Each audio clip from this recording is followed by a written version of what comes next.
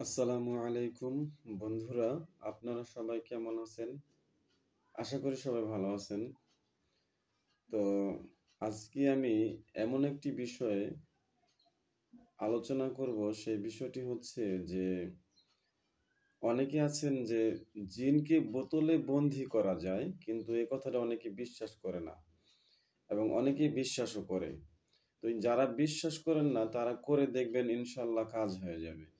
যে কিছু খবিশ জিন আছে, শক্তিশালী জিন, খবিশ জিন, বদ জিন, যারা মানুষকে রীতিমতো কষ্ট দেয়, বিভিন্নভাবে কষ্ট দিয়ে থাকে। তো এই জিনগুলিকে আপনি বোতলে কিভাবে বন্দিশ করবেন?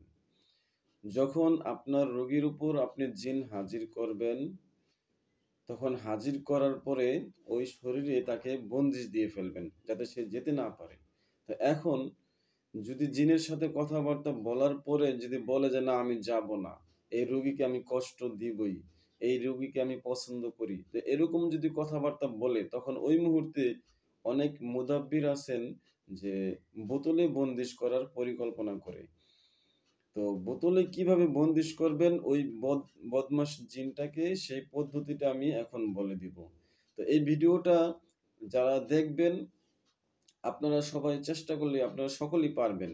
খুব সহজ একটা নিয়ম আমি বলে দিচ্ছি। এরকম একটি বোতল নিবেন।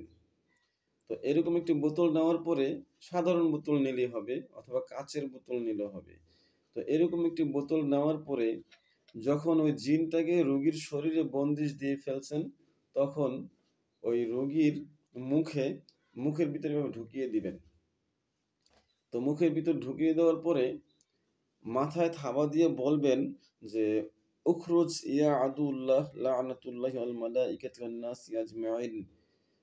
আবার বলবেন উখরুজ ইয়া আদুল্লাহ লাআনাতুল্লাহি আল মালাইকাতি ওয়ান নাসি আজমাইন। তো এইভাবে বারবার বললে তখন জিনটা ওই শরীরে থাকতে পারবে না। তখন মানে ওর শরীরে অনেক কষ্ট হবে, জ্বালাতন হবে। তখন ও কি করবে, টিকতে না পাইরা এই বোতলের ভিতরে চলে যাবে। তখন আরেকটা পদ্ধতি আছে, যদি উখরুজ ইয়া আদুল্লাহ লাআনাতুল্লাহি ওয়াল মালাইকাতি ওয়ান নাসি আজমাইন বলার পরে এমন আছে নাকের ছিদ্র দিয়ে বের হয়ে চলে যেতে পারে, তখন আপনি কি করবেন? তখন নাকটা এভাবে ধরে নিবেন। এভাবে ধরার পরে মুখের ভিতরে বোতলটা ঢুকিয়ে তখন বলবেন যে উখরুজ ইয়া আদুল্লাহ লাআনাতুল্লাহি ওয়াল মালাইকাতি ওয়ান নাসি আজমাইন, উখরুজ ইয়া আদুল্লাহ লাআনাতুল্লাহি ওয়াল মালাইকাতি ওয়ান নাসি আজমাইন।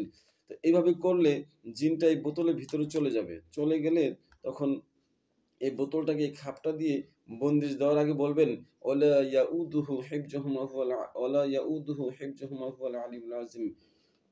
এভাবে বলে মোটকাটি লাগিয়ে দিবেন।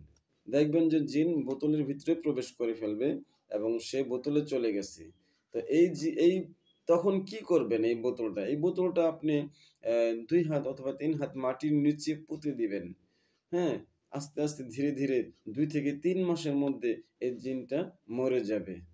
আর যদি কেউ এই বোতলটি উঠিয়ে মোটকা খুলে ফেলে অথবা বিন করে ফেলে কেউ, তাহলে জিনটা কিন্তু যদি বেঁচে থাকে তাহলে জিনটা বের হয়ে চলে যাবে। হয়তো আবার সে রোগীর গায়ে চলে যাবে অথবা যে মুদাব্বির জিনটাকে বন্দিশ করছে ওই মুদাব্বিররা আক্রমণ করতে পারে, এরকম হতে পারে। তো এইজন্য বোতলে বন্দিশ দেওয়ার নিয়মটা আমি খুব সহজে বলে দিলাম। ইনশাআল্লাহ আশা করি আপনারা সবাই বুঝতে পারছেন যে জিনকে কিভাবে বোতলে বন্দিশ দেওয়া যায়। হ্যাঁ? তো এই নিয়মটা সবাই অবলম্বন করবেন। আমি আশা করি যে সবার কাজে আপনার সফলতা আসবে। সবাই আপনারা পারবেন যে রোগীর শরীর থেকে জিনকে কিভাবে বোতলে বন্দিশ দেওয়া যায়। তো এই পর্যন্ত আজকে ভিডিওটা। আসসালামু আলাইকুম।